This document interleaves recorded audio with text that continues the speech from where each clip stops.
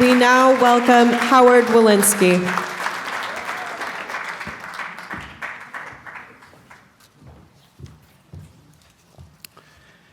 Wow, what a group.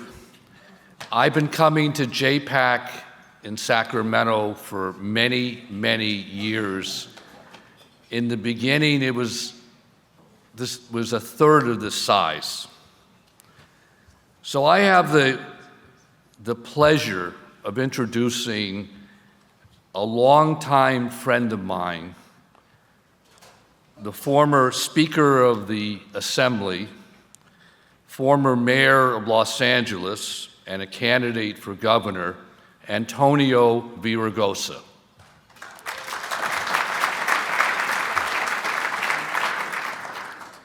As Speaker, he acted with conviction and courage, sometimes eking out that 41st vote.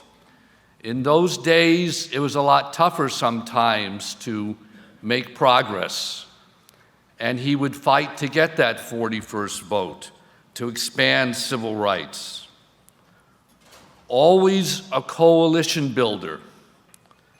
The governor asked him in August of '22 to be his infrastructure advisor because of his problem-solving abilities. His relationship with our community has always been close, and he's always had our back when it was hard or whether it was easy. I had the pleasure of accompanying him on his first trip to Israel in 1997 with the LA Jewish Federation mission. He went back a year later with the ADL.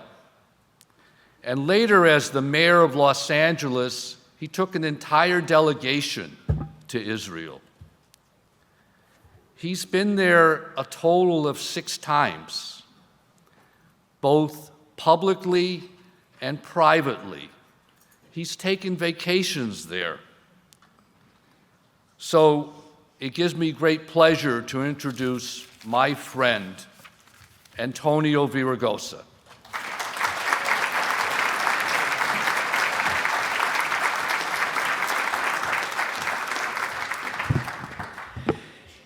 I remember when as well, Howard, and thank you for your years of support, your friendship. I want to share a little story. I grew up in Boyle Heights.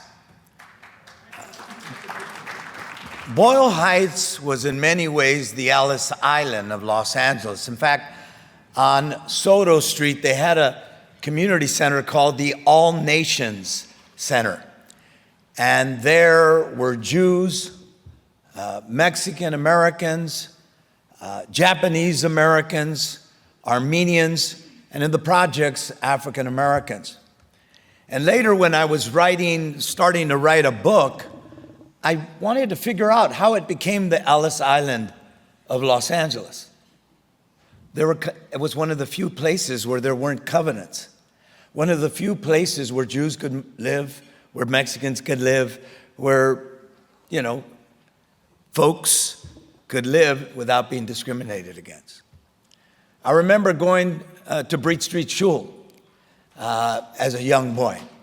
My mother, the mother of all shuls west of the Mississippi, my mother was part of a group of co-op women, all Jewish, that had a daycare center for my little brother.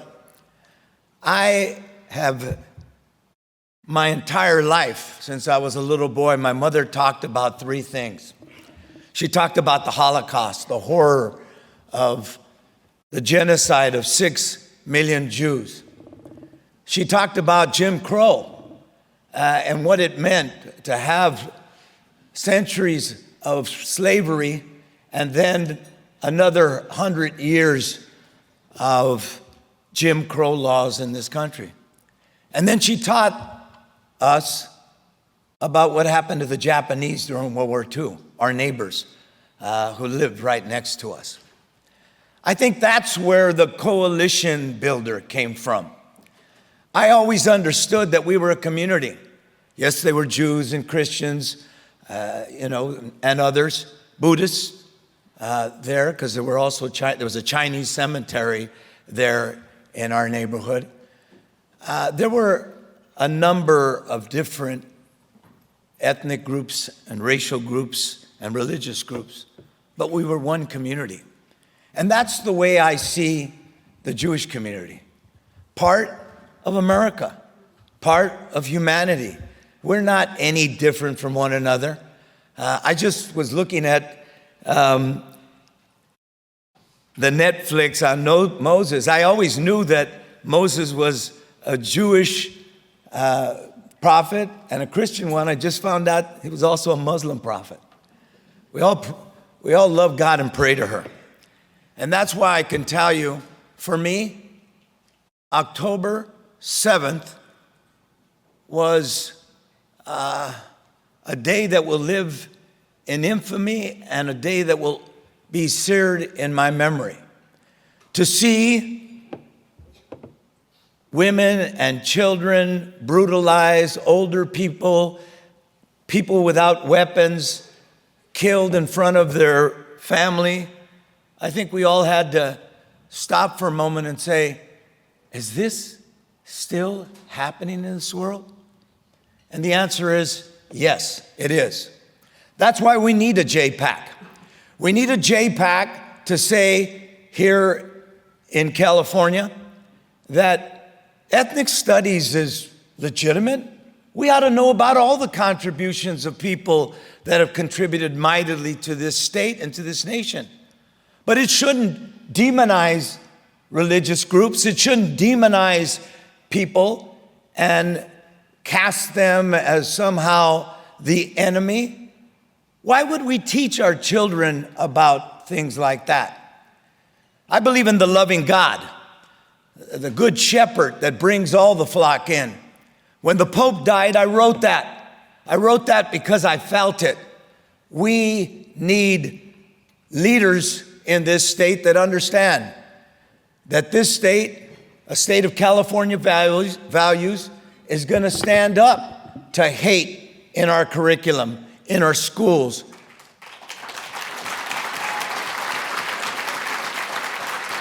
I know that BDS isn't quite the issue that it was a few years ago, but let's be clear.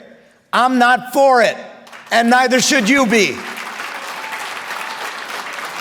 When I was in the legislature, Speaker of the California State Assembly, I did $16 million for the Museum of Tolerance. I did $2 million for Skirball. I did $2 million for Zimmer. Why? Because I knew we had to tell our stories.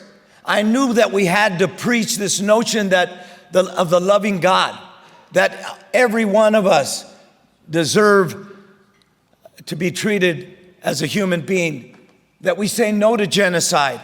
And that's why at every Yom HaShoah, over the last 30 years, or virtually every Yom HaShoah, I've been there, either at the Museum of Tolerance or at the Holocaust Museum in Pan Pacific Park.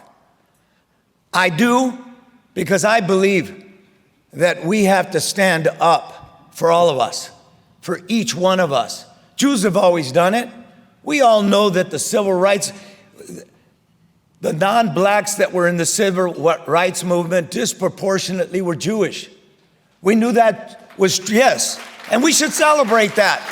We know that our trade unions disproportionately in the 30s and 40s were Jewish, led by Jews, even if most of their members weren't. We know that because we believe in humanity. We believe that every one of us should be treated fairly, decently, with equality and equity. So I wanted to be here to thank you for all the love and support you've given me over the years. As some of you know, I've won a few elections now, and disproportionately, I won them in the Jewish community, whether they lived in Encino or the West Side or lived in Northridge or Granite Hills. And I was there, by the way, every time there was an act of anti-Semitism. And I will continue to be there. And so when at the Northridge Jewish Center, we had that attack, I was there immediately. I was there every single time in my 8 years as mayor.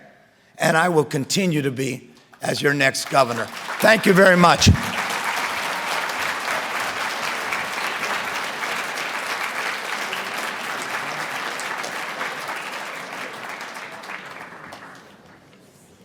All right, well, thank you so much, Mayor Villaraigosa. Thanks to our incredible speakers already this morning, and congratulations one more time to Marty Schenker on his incredible, well-deserved award.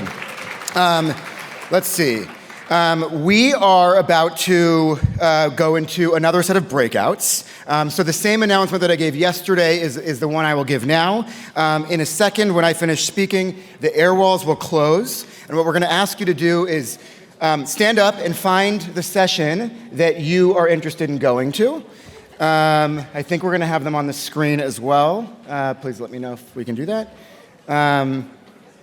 And I think it's on this side of the air wall. We're going to have to your left, yes. Holocaust and genocide education is going to be on this side of the air wall. And in this room over here is going to be the impact of federal policies on social services. Feel free to head toward whichever topic speaks to you most. One quick announcement before you all leave. This is important. This is really helpful for you to know. When you're done with the sessions, you're going to find your table number that's associated with the group that you're lobbying with. It's on your name tag. Find the table number associated with the group you're lobbying with. If you are not lobbying, you should find table number 55 or above. 55 or above. With that, we'll start in about 15 minutes. So please make your way to one of the groups. Thanks, everyone.